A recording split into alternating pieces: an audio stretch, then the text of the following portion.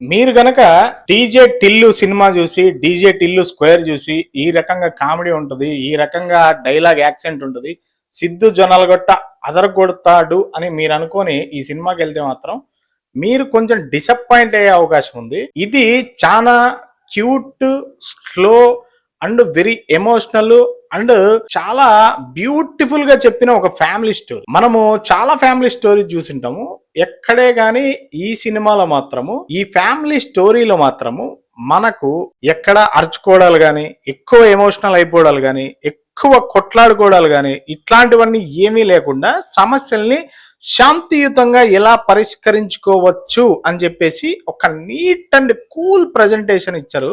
నిజంగా ఈ సినిమా మాత్రం చాలా చాలా చాలా నీట్ గా ఉంటది. ఈ సినిమాలో నిజంగా సిద్ధు జొన్నలగడ్డ చాలా కూల్ గా, చాలా బ్యూటిఫుల్ గా యాక్ట్ చేశాడు. బ్యూటిఫుల్ గా అని ఎందుకు అంటున్నానంటే, బ్యూటిఫుల్నెస్ ఆ క్యారెక్టరైజేషన్ లో అట్లా ఉంది. ఏ సందర్భంలో కూడా గట్టిగా అరవడాలు గాని, ఎక్కువ ఎగ్జైట్ అయిపోవడాలు కానీ, ఎంత ఎమోషనల్ సీన్ వచ్చినా కూడా చాలా కూల్ గా మాట్లాడుకోవడాలు కానీ, ఇట్లా చాలా హ్యాపీగా క్యూట్ గా సాగిపోతుంది.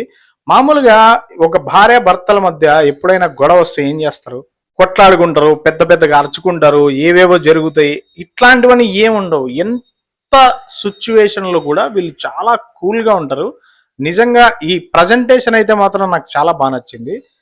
మామూలుగా మనం చూసిన ఒక ట్రయాంగిల్ లవ్ స్టోరీ లాంటిదే ఇది చాలా పాత కథ యాక్చువల్ గా. కానీ కూల్ గా నీరజ కోన ఆమె ఏమనుకొని ప్రజెంట్ చేశారో ఏమో, చాలా కూల్ గా, చాలా నీట్ గా, చాలా ప్లెజెంట్ గా, ఎక్కడ లౌడ్నెస్ లేకుండా, ఎక్కడ గొడవలు లేకుండా చాలా కూల్ గా ప్రజెంట్ చేశారు. నాకు చాలా బాగా అనిపించింది. అంటే సిద్ధు జొన్నలగడ్డని, అరే మనం డీజే టీవీలో ఊరికి అరుస్తూ ఉంటాడు, మాట్లాడితే ఎక్కువ వాగుతూ ఉంటాడు, ఇట్లా కాకుండా ఇట్లాంటి క్యారెక్టర్లో నాకు చాలా కొత్తగా అనిపించాడు సిద్ధు జొన్నలగడ్డ మాత్రం. ఎంత కూల్ గా ఉంటాడు అంటే సినిమా మొత్తము బ్యూటిఫుల్ గా ఉంటాడు. ఎంత మెచ్యూర్డ్ గా మనము సమస్యల్ని పరిష్కరించుకోవచ్చు అని రాసిన ఒక మెచ్యూర్డ్ ఫ్యామిలీ డ్రామా ఇది. మీరందరూ ఖచ్చితంగా సిద్ధుని చూస్తే మాత్రం చాలా డీప్ గా లవ్ లో పడిపోతారు. అంత కూల్ గా ఉంటాడు. లుక్స్ పరంగా కూడా ఇద్దరు హీరోయిన్స్ ఉన్నారు.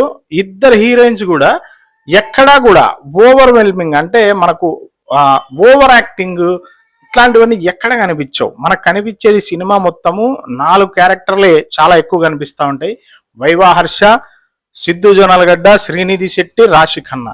బట్ వీళ్ళ నలుగురు మధ్య జరిగే డ్రామా ఇంత బ్యూటిఫుల్ గా డిజైన్ చేయొచ్చా అన్నట్టుగా నీరజ కోన గారు రాసుకున్నారు.